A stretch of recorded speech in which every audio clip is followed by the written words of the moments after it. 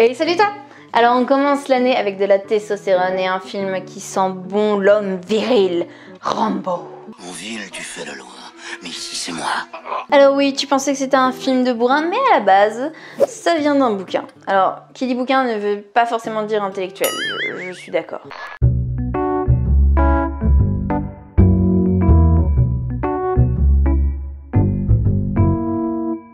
N'aie pas peur d'être celle qui fait des étincelles.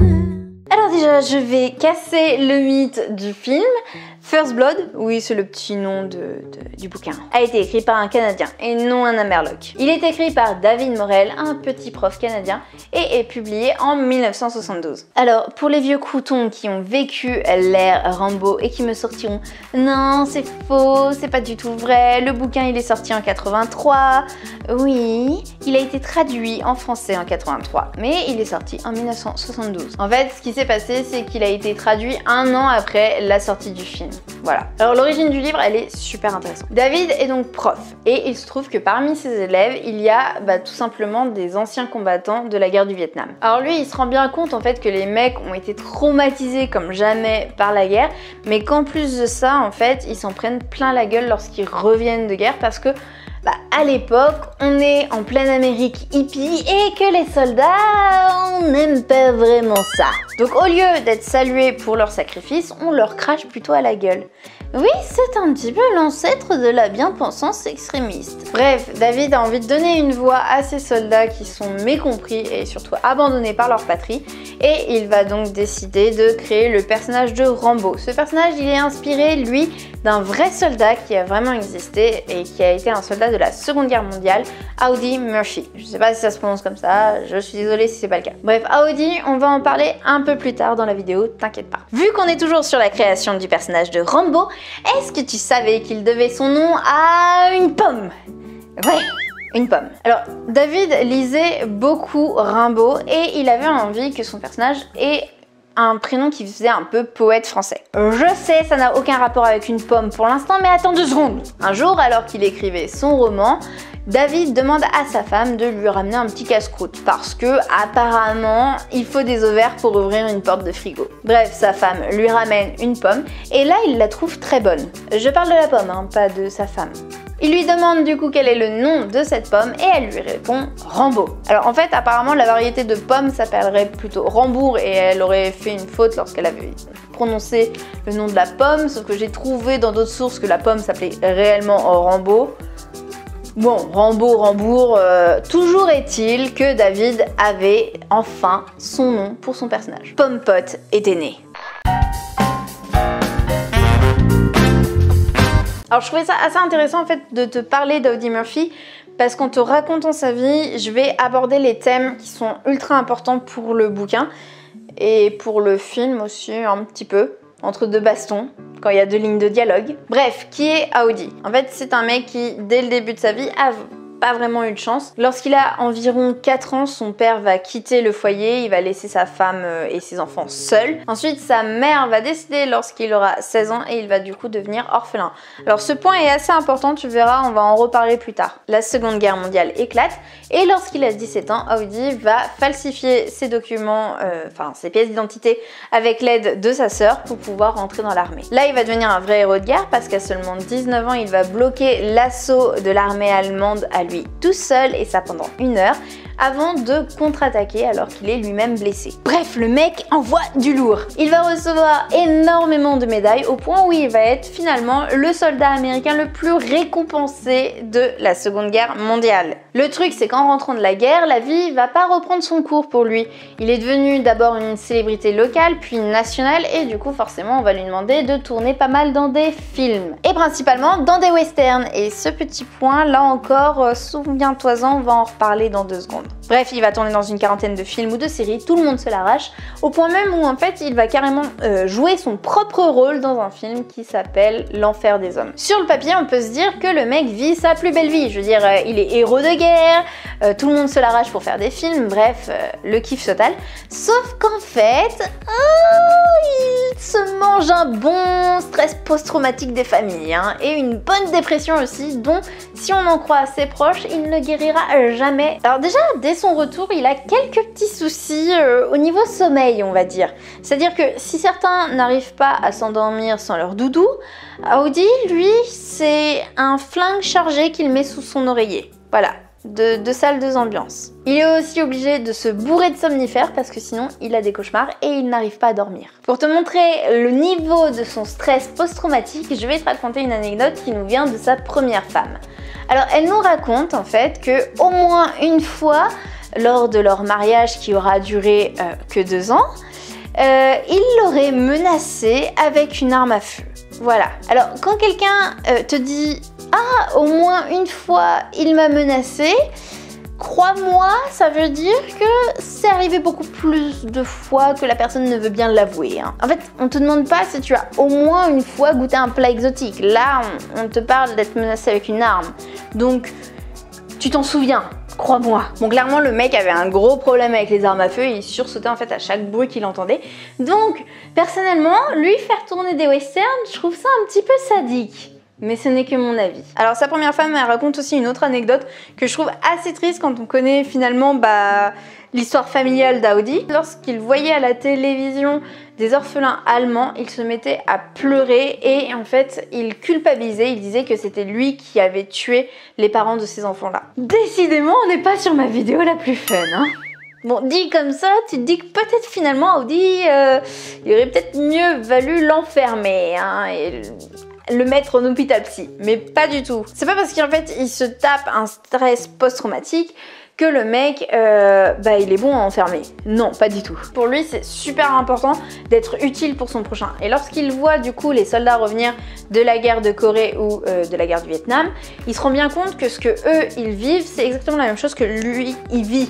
Et du coup, il va profiter de sa notoriété, du fait que ce soit une personnalité connue, pour pouvoir parler de son expérience à lui et surtout pour pouvoir pousser l'État à faire des recherches sur ce qui est en fait le stress post-traumatique, et surtout il va essayer de pousser au maximum l'État américain à prendre en charge les soldats qui reviennent de la guerre avec ce gros traumatisme. Et tout ça, du coup, tout ce combat, toute la vie d'Audi, c'est vraiment le message qui transparaît énormément dans le roman de David et qui, à mon goût, ce n'est que mon propre avis, hein, voilà, ça n'engage que moi, mais qui a été un petit peu oublié dans le film.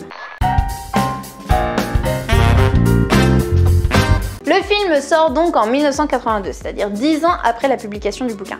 Pourquoi ça? Parce que ça a été un bordel sans nom pour se mettre d'accord au niveau de la réalisation du film. Rien qu'au niveau des scénarios, par exemple, il y en a 18 qui sont sortis, 18 scénarios différents. Et certains scénarios sont plus ou moins proches du bouquin. Stallone, d'ailleurs, à la base, quand on lui propose en fait de tourner dans ce film-là, il refuse parce que le premier scénario qu'on lui donne, à son goût, il est pas assez politisé, c'est-à-dire que c'est juste un enchaînement de bastons, ça lui va pas, lui il veut qu'on parle beaucoup plus justement du côté politique qu'il y a dans le bouquin. Donc on finit par accepter parce que c'est quand même Stallone et qu'il vient juste de faire Rocky, donc on veut Stallone, on accepte et on le laisse travailler sur le scénario et rajouter son petit grain de sel. Donc si tu trouves que le film est un petit peu brut de décoffrage, dis-toi que la première version qui a été présentée à Stallone, ça devait être beaucoup plus bourrin. D'ailleurs, ce petit problème-là, on va le rencontrer aussi avec Rambo 2, vu que Stallone, encore une fois, va décider qu'on ne parle pas assez du côté politique et du coup, il va s'occuper de rajouter tout l'aspect politique dans le scénario. Mais oui, il a des gros muscles, il a une tête d'imbécile heureux, mais c'est qu'il y en a là-dedans en fait. Alors, tu commences à avoir l'habitude, mais il y a beaucoup de différences entre le livre et le film, forcément. Et la différence principale, à mon goût, c'est mon avis, ça n'engage encore une fois que moi, mais c'est vraiment la perte du côté assez intellectuel qu'il y a bien dans le bouquin. Parce que oui, à part les 5 dernières minutes où Stallone t'explique comment son copain a fini en tartare, je suis désolée, mais le stress post-traumatique ou même le côté plus politique, on le voit pas trop. C'était pas ma guerre! Ça transpire pas la réflexion philosophique. Alors je vais essayer de pas spoiler, mais déjà le syndrome post-traumatique, il est beaucoup moins présent dans le film. Le film, il est clairement tourné pour que tu aies pitié en fait de Rambo.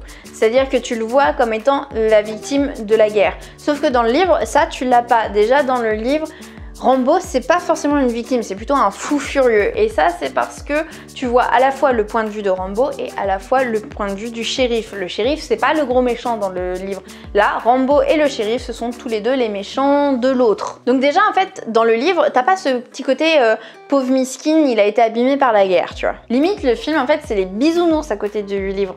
Parce que si tu regardes de plus près, Rambo, il tue personne dans le film. Il y a bien un mec qui meurt, mais c'est un total accident. Il tue un kleps, à la limite, mais c'est tout. Alors que dans le livre, le mec, c'est un fou furieux, il bute tout le monde dès le début du livre. Et c'est là où, en fait, je te parle du côté syndrome post-traumatique qui est beaucoup plus présent dans le livre que dans le film. Dans le film, on voit pas en fait tous ces moments où Rambo a envie de se suicider pour ne pas être capturé. On voit pas tous ces moments où il est totalement taré, où il se passe des choses dans sa tête qui sont ultra dark. On voit pas non plus toutes les morts gratuites qu'il y a dans le bouquin, quoi. Mais ne t'en fais pas, le reste de la saga va bien se rattraper et rien que dans les suites, on va compter 211 morts. C'est bon. En parlant de suite, la fin aussi. Elle est totalement différente qu'elle soit dans le film ou dans le livre. Alors là, je vais être un petit peu obligée de spoiler, mais en gros, dans le livre, Rambo meurt à la fin. Voilà. Pourquoi qu'on n'a pas fait la même au niveau du film? Et bah tout simplement parce qu'on voulait faire une suite. Non, c'est pas la seule raison. En fait, il y a eu aussi, lors de la diffusion test, avec la vraie fin qui est la même que celle du bouquin en fait, le public était pas trop chaud par rapport au fait que Pompot allait mourir. Ils ont pas trop kiffé. Et faut dire qu'ils ont bien fait de changer ça parce que des suites, il y en a eu. Rambo 2, la mission, Rambo 3, John Rambo, Rambo Last Blood, bref, il y en a eu un tas. Et là, pour la première fois, je vais pouvoir te dire cette fameuse phrase. À la base, c'était un film. Parce qu'en fait, les livres Rambo 2 et Rambo 3, David va les écrire après que les films soient sortis. En fait, c'est une novélisation des films. Donc en gros, il y a un livre qui inspire un film, qui inspire des suites cinématographiques, qui inspire des livres. C'est beau. J'en ai ma larme à l'œil. Alors je vais clôturer les différences entre le film et le livre avec une anecdote que je trouve assez intéressante. Mais l'un comme dans l'autre, Rambo va refuser de donner son identité au shérif. Donc pendant une bonne partie, le shérif ne sait pas du tout comment Rambo s'appelle. Et dans le livre, en fait, il va le surnommer Gamin.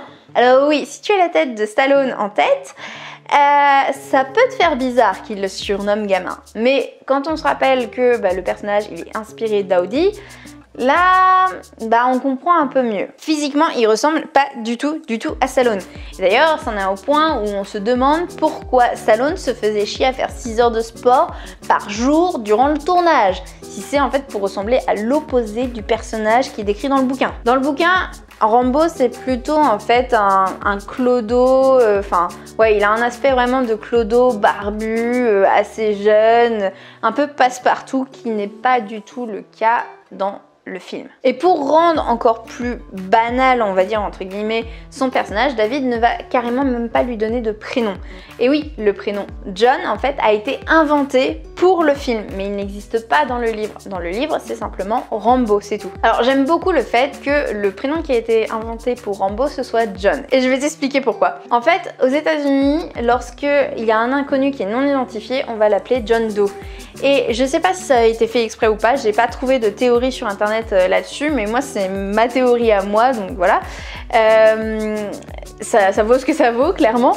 Mais je pense qu'on a créé le prénom John en référence à John Doe pour dire en fait que c'était n'importe quel soldat en fait. John, c'est tous les soldats américains. Avec le film, en fait, l'univers de Rambo va connaître un succès impressionnant au tel point en fait où le mot Rambo va rentrer dans le dictionnaire d'Oxford. Et sa définition, c'est désigne quelqu'un qui utilise ou menace d'utiliser des méthodes fortes et violentes contre ses ennemis. Donc si Rambo peut rentrer dans le dictionnaire, je vois pas très bien pourquoi tout le monde se prend la tête pour un petit yel. Bon, et pour ceux qui raffolent de Rambo, il faut savoir qu'il y a eu une série animée qui est sortie en 1986, il me semble, et qui s'appelle Rambo et les forces de la liberté. Alors ça fait un gros flop, mais si vraiment t'es fan, ça peut valoir le coup de regarder ça. Voilà, c'est tout pour aujourd'hui, j'espère que ça t'aura plu. Alors la semaine prochaine, tu auras un petit vlog. Ce sera la première fois en fait que je vais sortir un vlog sur ma chaîne. Je vais essayer ça, de sortir un vlog par mois. Je ne sais pas du tout si je maintiendrai ça ou pas, si ça va me plaire ou pas, on verra. En tout cas, je te dis à la semaine prochaine. Je t'embrasse fort, c'était Mélanie. Sans elle, tu seras la plus belle. Moi, je roule sans gêne, j'égrène.